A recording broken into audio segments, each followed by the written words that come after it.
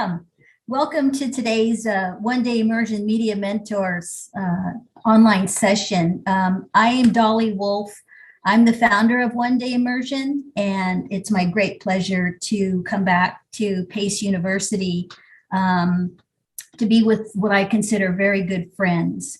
ODI, we're dedicated to connecting some of the smartest people in the industry, most talented, with leaders of tomorrow, and that's you guys. And so it's a pleasure for us to be able to bring, talent into the classroom, especially, and just kind of do some things outside of think of things outside of the box.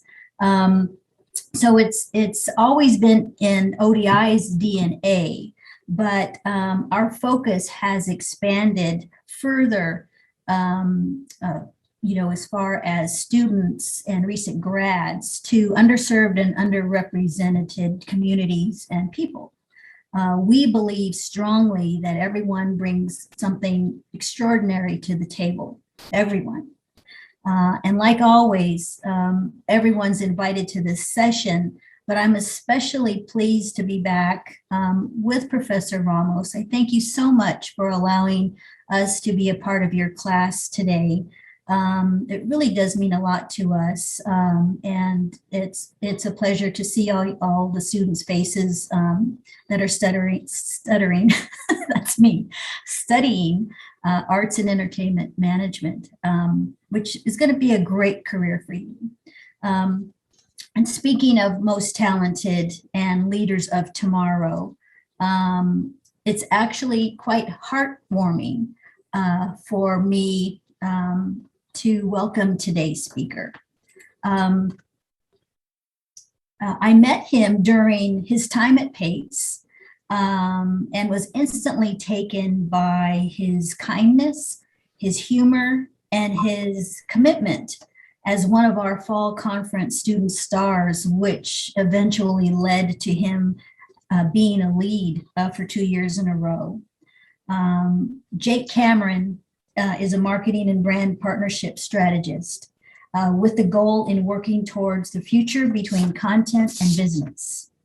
He's a specialist of creative partnerships at NBCUniversal.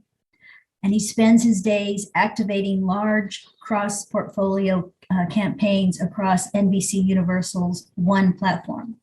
There, he strives to connect the dots between production and advertisers partnering with NBCU. He's also an active member of BOLD, which is Building Opportunities for Leadership and Diversity, serving as a lead and executive producer for numerous networking events, internal and external. Taking on additional roles and engagement and responsibilities just doesn't surprise me at all. As mentioned not so long ago, Jake was a student at Pace University studying arts and entertainment management with a minor in marketing. His Pace career included him being the president of the Industry Network, a collection of students who brought in professionals across the industry to discuss and network within their jobs. And that brings us to today. What does the future hold for this rising star? Well, I think the future looks pretty bright. So I would love everyone to please welcome our guest speaker and your fellow alum, or your alum, Jake Cameron. Hi, everybody. I think everything works, but if it doesn't, can I have like a wave somewhere in the class right there? Because it looks like there's 50 of you. All right, I see one. All right, so I know at least the 3 people can hear me, which is phenomenal. That's what we're looking for here. But hi, everybody. Dolly, thank you so much for inviting me to be a part of this. You were such a huge part of my college career, and One Day Immersion really was a huge part of my college career. So I'm so thankful to be even here today with you, and also with Professor Ramos and the rest of his class, and anybody else who's joining. I really don't know, and I'm just really excited to find out what kind of conversations, what kind of news we can share with each other on this. But I have prepared a little presentation just for visual purposes, because while you saw the visual of my childhood bedroom, I think a slide or deck would probably be more preferable. to that. So I'm going to see if I can share my screen, the age-old COVID of it all. Sharing sound. Are we able to see some of it? Yeah, cool. I see a thumbs up. That's amazing. All right, so hi everyone. I'm really excited today to kind of talk to you about my role, what I did to get to this role, what I did in college, and how it all related to that. I have a tendency to talk a little too quickly because I'm mostly talking to people who don't give me a lot of time and need a lot of answers. So if at any point you're a little confused or you want me to double click on something, please feel free to just go off on mute and say something. I really want this to be a conversation, or I can just talk for a while and I'll drink some water in between there. That would be fun.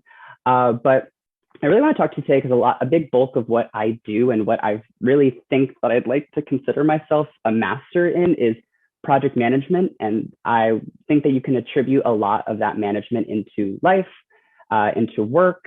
And I put love here initially, but I replaced it with other because I think a myriad of other relationships would say that you should not project manage your love life. But I think what you can always think about when you're thinking about project management is you're always thinking about the destination with anything in life. You're thinking about that vacation that you're really excited to go to, Bahamas or Paris, France, or something like that. You're looking forward to seeing a concert one day and you're buying that ticket. I'm still very much looking forward to seeing Lady Gaga on the Chromatica tour, but she keeps canceling it. So I don't know how that project's going to turn out. Or you're looking to start a family. You're always thinking about that end goal. But what I think a lot of people don't generally think about is how to get from point A to point B to essentially point Z. Which kind of brings me to today's discussion. As Dolly mentioned, I am an activation specialist at NBCUniversal, where I bring brands to our portfolio and I say, where do you want to go in this giant breadth of content, this giant breadth of audiences? And we create content together. We create marketing opportunities, and that can be anything from in-show integrations. It can be anything from custom content that runs in airtime. It can run in your social time. It can run anywhere. And what we do is we just see what people's goals are, where they want to head, their destination, and we bring them into the fold and say, this is what we can do for you. That's one part of the piece. What I do is I take that and I make it happen. So that's what my day-to-day looks like. It's a lot of hitting other people and being like, hey, not hitting them physically, like being like, hi, can you please answer me? It's like just keeping up with people and saying, this is our timeline. This is what we need to achieve. How can we do that together as a team? So it's kind of like a master of none situation, but I can jump into any role possible needed. And so what I can attribute that to is my time at Pace University and the different experiences that I had in that. And I'll give you a little anecdotes into how I learned from each of the experiences in college and how those management principles kind of came up. And I can also touch a little bit more on my internships. I've worked in a variety of different media companies, NBC only full time, but I've worked at NBC, Viacom CBS, Disney, ABC. I interned in all these places, as well as a Fast Company and a production studio. So I've been working in professional life for quite some time. But I think the best part about college is that it's not always just about the internship. It's kind of a combination of things, but the biggest pieces of it are your college career, which are in your classes where you learn a lot about working with your peers. You learn about working with your project manager, which is your professor, in this consideration, Professor Ramos.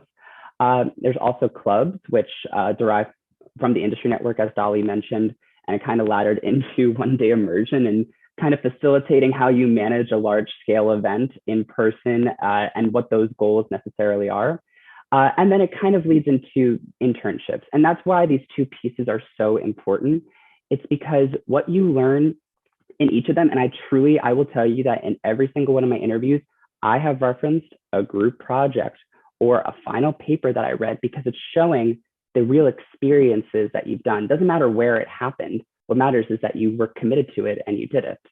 So I'm going to just touch on some managerial, basically oversight that has happened in my life, both in examples of classes, clubs, and internships. And we can go into a little bit more. So Professor Ramos, I'm not sure if you're there presently, but I'm not sure if you remember this but this was my sophomore year final project for Introduction to Arts and Entertainment Management. And I distinctly remember it because you said, you're going to be a project manager and you're going to tell people what to do. And I was like, oh gosh, okay, I'll see what that's all about. And I think one of the first lessons that you really do learn when it comes to leading any project, you think about the main goal of what you're trying to achieve. Generally, for a group project in class, what do you think you're trying to achieve? You don't need to actually answer. If you want to, you can, but you're trying to achieve the good grade. And in many different circumstances in professional life, you're trying to get the most amount of revenue. You're trying to bring more people, partners into a certain show because the ratings are down, but you know that you want to keep the show on air. Like, it's different ways and goals for each project that you do. And that's why group projects, I think, are so significant, because you really do learn like what is the purpose of what you're doing, which I'll actually touch on a little bit when we get into internships. But in this project, I was the project manager of a sophomore, and I had 3 seniors on my team, and each of them had different ways of working. And something you learn in that is that you can't micromanage your peers. You can try your best. You can try to be like, I think that we should get this project done. It'd be kind of cool if we had everything ready and we weren't stressed out the night before or up until noon in the cafeteria. We didn't do that. We did. But what you kind of learn too is that there's kind of that second piece, not only just of the main goal of the project, but also what motivates people to be excited about it. I love this poster so much because one of the girls who was on my team said, I really think that we can create a project that is so cool and artistic. And I have these ideas of what we can do. To give a little background in this, and for those who are in Professor Ramos' class or have had it in the past, you had to create an event of some sort. You had to get the performances, what the talent was going to be happening, why, the purpose of the event, fundraising, budgeting, location-based, all that kind of background of real life work that people do now and I've done in the past. But you had to do that as a sophomore. So I tried to figure that out, made up a lot of numbers, sorry. But in that, we were able to see we can lean into people's strengths, which was really awesome. This one girl really pursued artistic talent. This one girl was really passionate about certain artists that she wanted to be featured in this event around the purpose of what we were creating. And it was really cool to see people who you don't have to micromanage them, because at the end of the day, I was just saying, can we have everything done by this day? I'm going to work on this, but can you have this done by this day? It was cool just to see people who were motivated just by the actual idea of the project. What I'll say to this too is not everyone you work with in life is going to be as motivated as you. We had one girl who was in charge of the budgets, and she said, I don't know numbers. I don't know how to use Excel. I don't know how to use a calculator. She said, I don't know how to use a calculator. And I distinctly remember that. And what we took from that was, I said, okay, how can I, as someone who represents and is leading this team, how can I take this and use it as a learning opportunity? And what I said was, let's sit down together, let's work on this, let's oversee, let me put these numbers from your notebook into Excel and actually just see if we can map it out that way. And that's just like a good lesson in management, where you say, okay, here's where my team's strengths and weaknesses are. And you can let people run if they want to, but also in some situations, you kind of have to hunker down and say, we need help here and we need to lean in a little bit to make sure that we get this project done. So this is just a certain aspect of group projects of management that you can learn from. I know that some people probably don't like them so much in their classes right now. I'm assuming some of you are doing them virtually as well, which sounds exhausting and horrible. But what I'll say is that I have had to work 1.5 years where over Zoom, I've had production shoots over Zoom. I've had large executive meetings over Zoom, and there are like 30 people there, and each of them have an opinion, and they want all to lean in, and you're like, oh my God, do you want it to be this color blue or that color blue? And it does take 30 people to figure out which color blue it is. So what I would like to just highlight here is that these classes that you're taking right now are actually really helpful in learning the fundamentals of management and how you lead and how you organize and get everything together. So I just want to highlight that it's a really significant piece of your college experience, and it does really help you as you go into the professional sphere. So next thing I want to touch on is clubs, which is more uh, peer-to-peer management work. However, you are answering to one key manager. And in this situation, Professor Ramos, I would work into you as our manager of the industry network. And Dolly, I would work with you as the manager of One Day Immersion. And what you all set out was like, this is what we're trying to achieve in each of these instances. For the industry network, it was yes, to continue to raise and get as many people in our group as possible, but also our main purpose was to create a fundamental network that we can go as we go out into the field, and we can constantly call each other and say, hey, I see that you have a connection at this job. Can you connect me? Can I just pick your brain about accounting versus sales because this is what this and the other thing? That was the main purpose of it. And yes, everything leads into different parties of doing so, but that was the main purpose of it. Similar to One Day Immersion, where Dolly is trying to connect these media mentors, these mavens, these people who are just extraordinary in their career, and connect them with college students who are just as motivated as them. They just don't have those necessary tools or networks yet to get a part of that.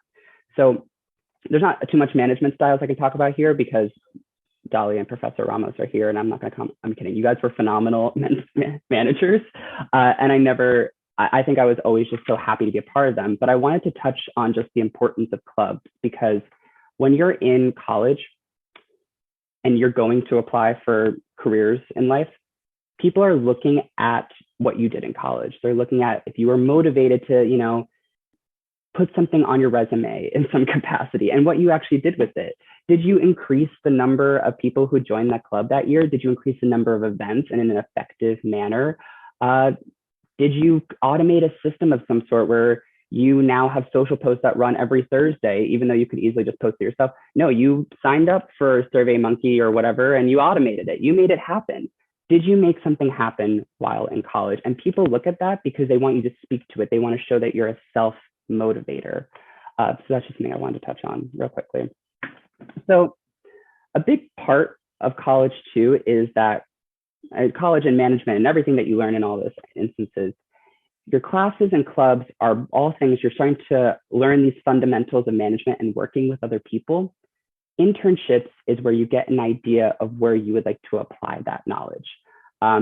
This is just a general rule whenever you're applying for internships, because I'm sure there's some people out there who are like, I want to work for Google, I want to work for Apple, I want to work for TikTok. Like, I want to work for the best company.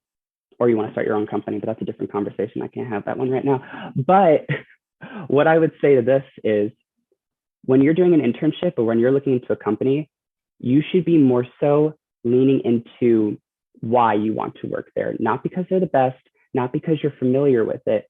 You're learning about how they work together, how a senior vice president talks to an intern or a coordinator. They're so much so trying to sell themselves to you as you're trying to sell yourself to them to eventually work there. So that's just a big piece I want to point out when it comes to internships, that people put a lot of hefty awareness, a lot of hefty knowledge into just getting the best company. That's not what's important. What's important is what you're able to learn there and understand about how they function as a company, which is what I learned at Fast Company. And I'll touch a lot about a micromanager and a just more freeing manager. Fast Company, for those who don't know, is a business technology magazine. I interned there when I was a sophomore in college, and I was a marketing intern. As a marketing intern, you do literally anything. You print copies of a deck that is once delivered to a salesperson and they take it. You are running analytical reports on social posts that run throughout the week. You also attend events and you bartend for 2 hours for an unnecessary amount of time because someone needed to. You pick up the pieces where it's able to be. And I kind of want to circle back to like the group projects piece where it's like you're looking for your purpose. I had a manager who would often give me action items at the start of the day. She's like, I need you to do this, this, and this. And some of it was the tedious tasks. I need you to print this and make copies and distribute it across the table for everyone who has a seat can read it. Or I need you to upload this document to this cloud and make it happen. But what she would do is say, the reason why this is happening, this piece of paper that you're laying out across the table, is because this person's meeting with 6 CMOs and they're proposing a partnership that would lead to $6 million in revenue potentially if we get this done. So the best part about having her as a manager was she always provided a purpose to even the most tedious of tasks. And then I had another manager who would be like sitting over me, looking exactly at what I was doing on my computer and saying, okay, so you're going to upload this into here and you're changing all of these outputs.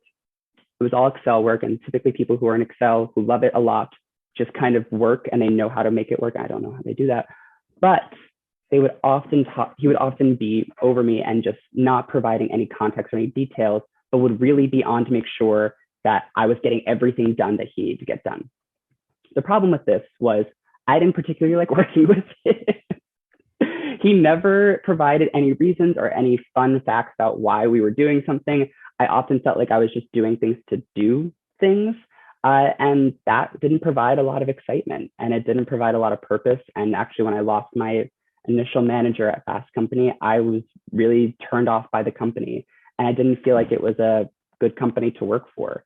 And I think that's what you learn a lot in internships too, as I talked about before. You want to be excited about where you work. You want the environment to be a place where you can thrive, think creatively, make friends with people that you work with. Or if you don't want that and you like someone standing over you and making sure you do exactly the thing that they want to do, that's also what you could like, and that's also totally fine. But that's not how I like to work. I like to work in a very freeing manner, and I also just like to make sure that everything runs efficiently. Which brings me now to today. And all of these instances, all of these little facets of college have led to my career at NBCUniversal. And to give like a general idea of what I do, we're a creative activation team. Our team goal is to provide value, clarity, and support for our clients. And we're also very process oriented. We set everything out. We create timelines. We create decks. We create everything to ensure that the client experience, those who we're working for, are satisfied at the end, because they're spending like millions of dollars. Like it's monopoly money sometimes. I don't understand how people have so much money, but I know that I work with it and it's kind of fun. And what I do is I connect them across NBCUniversal because I'm so familiar now with the content of it. And some people are like, okay, NBC, like the channel 4, and also Universal Studios. So like the new Halloween movie coming out and the Boss Baby. That's what I would consider Universal. There is a lot more to NBC. This is an amplification slide that we show to be like, we own so many things and it's overwhelming, but our job is to make them all work together and be efficient managers in ways that when you're watching something on NBC, you're also watching it in Spanish language and Telemundo. You're making sure that it can air the next day at Peacock. Everything connects in some capacity, and we're in charge of making sure that that main goal, that main purpose is fulfilled, especially for our partners. And these are the partners that I work with today. These are the people who spend a lot of money and say like, this is what I want to do with you as a partner. This is how I want to make it work. Who's your team? And I will analyze. I'll find someone who is our production lead. I'll find someone who's our financial lead. I'll find someone who's our sales lead, and I will create that team. And in doing so, each of them will tell me, look, we need to launch at this time. Here are the dates I need to work back from. Here's the assets I need. Here's everything I need. And I am that main liaison. I represent each of those people and their creative work and speak to these clients and say, this is what I need from you. This is how I create what you want to create. And it's a really awesome opportunity, and it's really, really cool. It's kind of difficult to describe in essence. So I'd rather just show you what a destination looks like, what a destination for a project like this could look like. And so I'm now going to attempt to take down my screen, and I'm going to share a quick video. I've shown this to Professor Ramos in class in the past. No, wait, I don't think I've shared sound. But it's just a good idea of what we do and what we consider a successful project. It's not sharing again, is it? No. All right, so let me know if you can hear sound. I'm going to look for a thumbs up at some point, but this is an example of what months and months of creating ideas, pitching different ideas, selling media, creating production, pitching to production, working with all different types of teams to create a cross-portfolio destination at NBC. Hey everyone, welcome to The Tonight Show. My name is Jimmy Fallon. March 25th, 2019, Samsung and NBCU were about to create TV history by filming an entire episode of The Tonight Show using a phone, the Galaxy S10. But before we show you how this was possible, we'll have to start with what seemed impossible. Samsung wanted audiences to reimagine what a smartphone could do. To do that, they teamed up with NBCU to showcase the Galaxy in a way that's never been done before. That brings us back to Fallon, who used the pro-grade camera lens to take over the cameras of The Tonight Show. But it didn't stop there. Samsung and NBCU rolled out a cross-portfolio campaign that touched some of our biggest shows and reimagined the viewing experience for fans everywhere. The results jumped off the screen, proving the campaign to be a win for Samsung, a win for NBCU, and a win for viewers everywhere. To top it off, The Tonight Show even earned a Cannes Lions shortlist. Samsung and NBCU, making the impossible possible. Really cool video. It's really awesome. But that is an example of something that we work on a day-to-day. This took a year to not only just to plan everything, and it truly is one of the most like rewarding things we've ever done. Like we shot a whole episode, we shot multiple episodes of things on a camera phone. Like that's insane.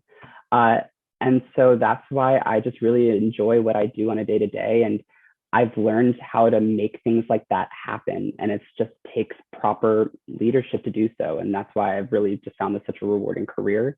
And so I just want to leave you with like a couple best practices, just as you continue in your college career, as you continue in work and life, just kind of touching on each piece of college life. Once again, know your purpose.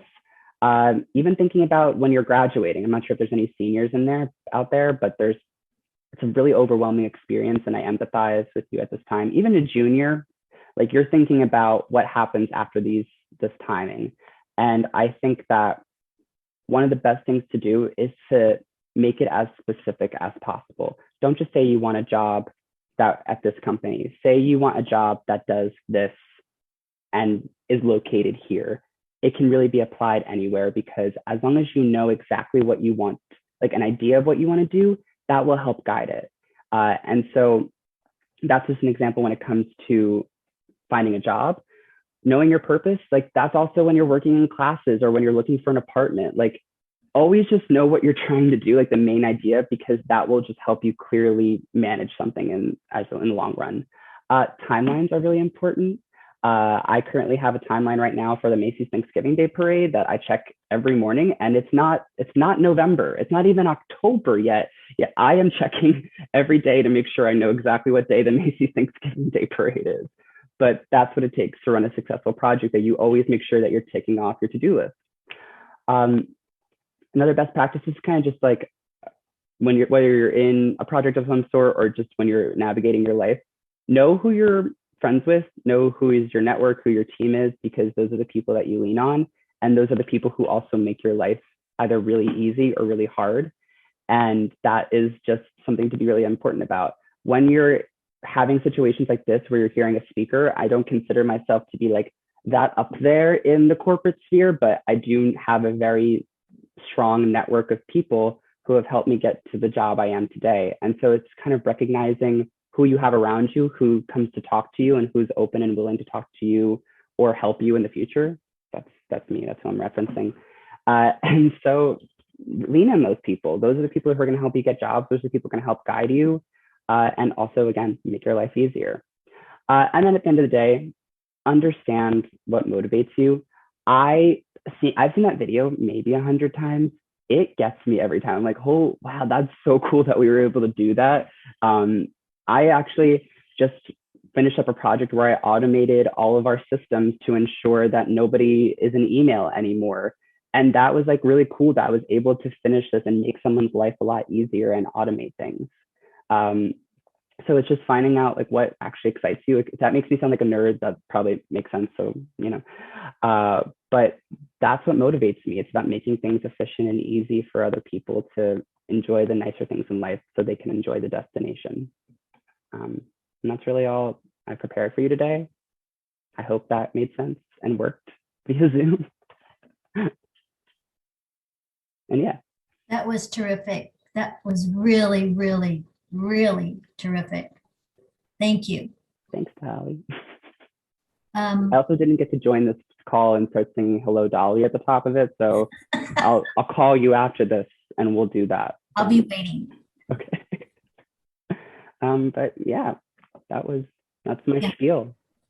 Professor Ramos, we can take questions, or the rest of the audience, if you want to unmute and ask Jake some questions, now's the time.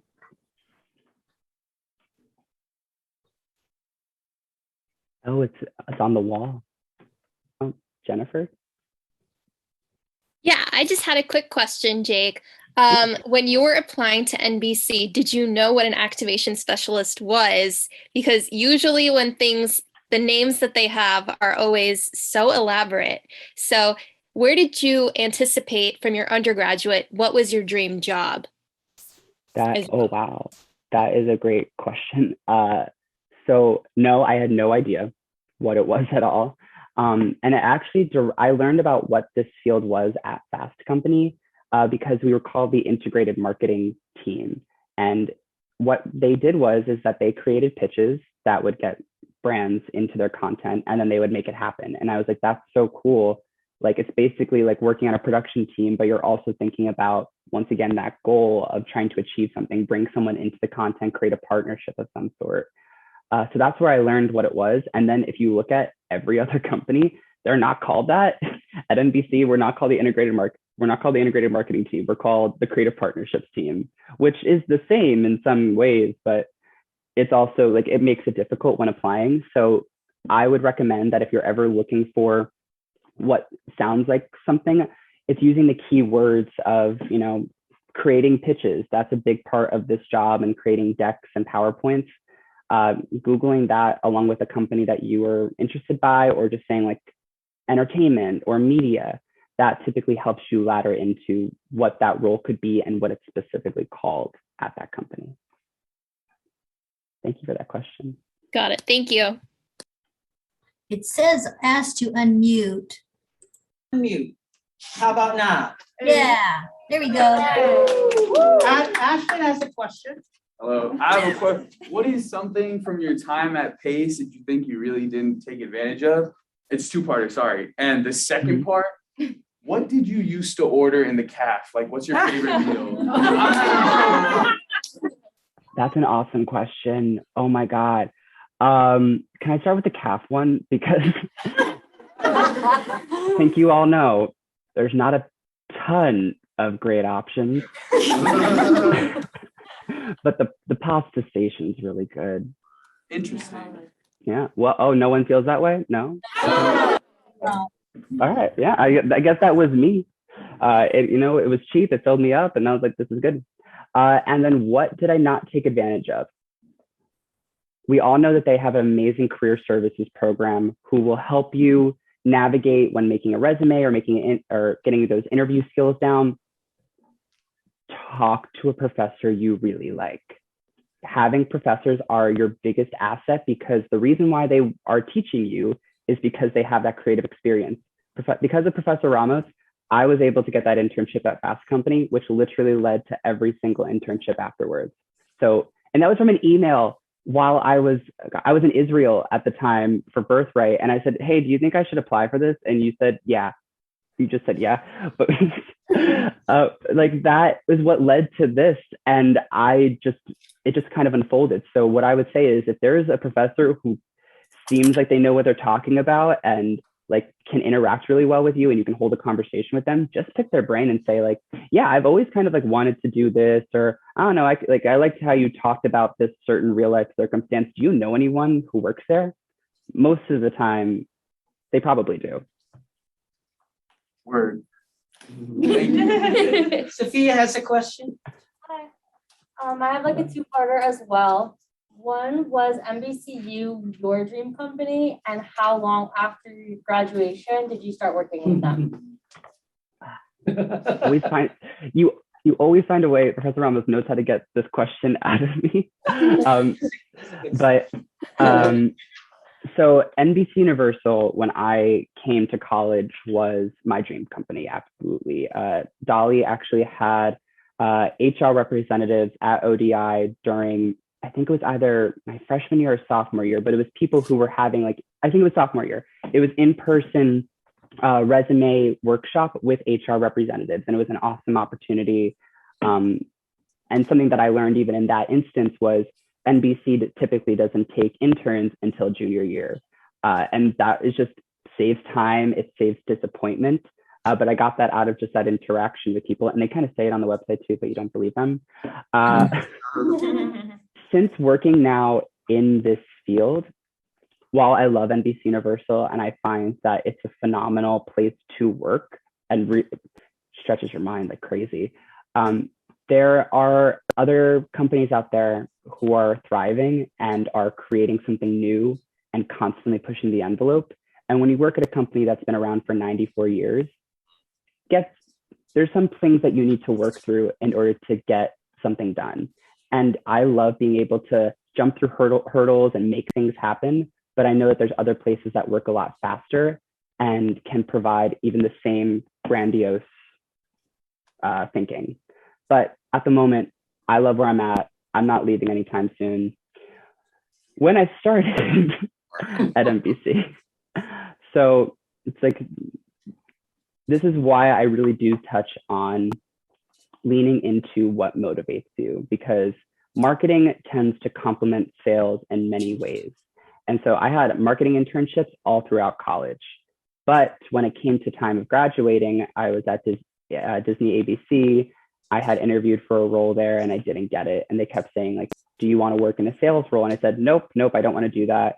And so I started applying to other places in order to get it. After a month of looking, I didn't get anything. And I was like, how am I gonna like live in the city? How am I gonna pay my student loans? I was freaking out. And then I got a sales job at AMC Networks. I was a sales assistant.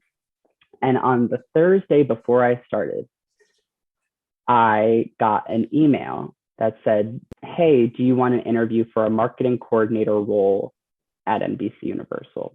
And I thought, okay, I'll take the interview. Nothing's gonna come of it. Started at AMC.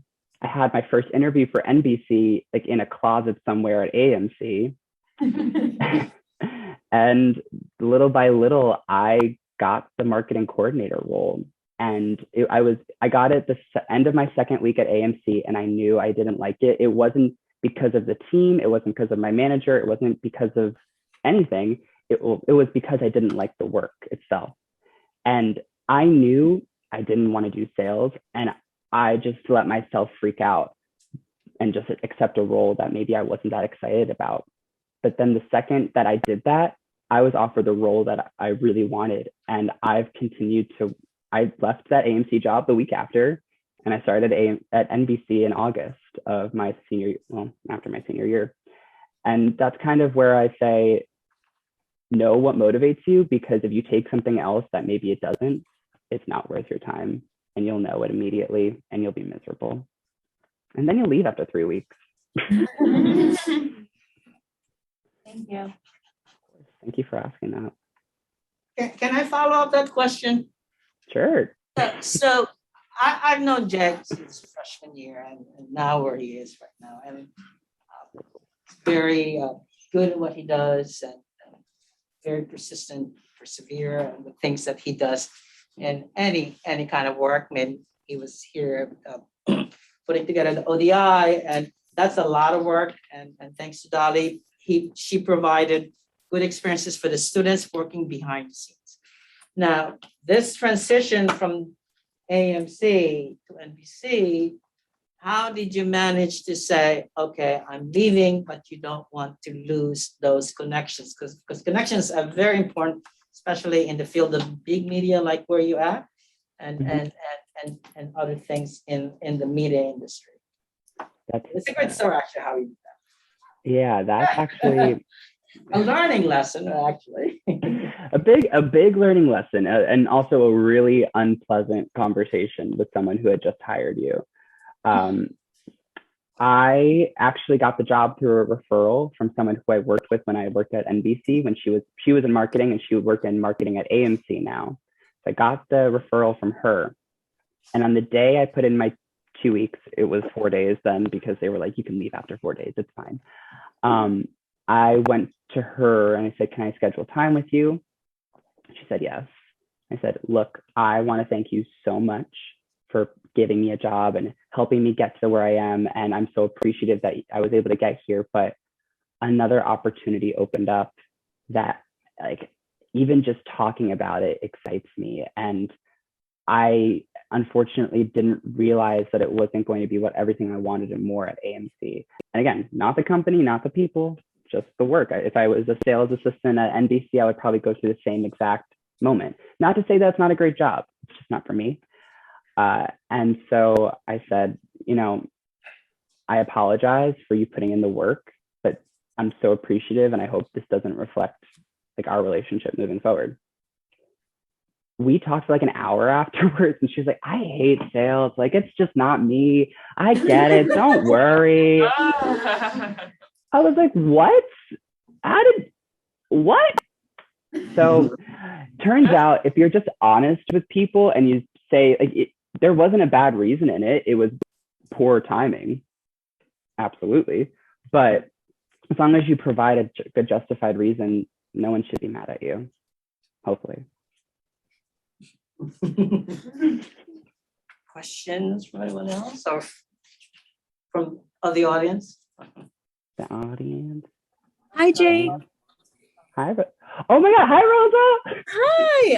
How are you? I just wanted to say, Professor Ramos, you weren't my professor, but I do remember being at One Day Immersion, and I was talking to Brittany, and Brittany was, we were talking about internships, and Brittany was like, Professor Ramos, the best advice he ever gave me was apply everywhere, because someone's bound to say yes, right?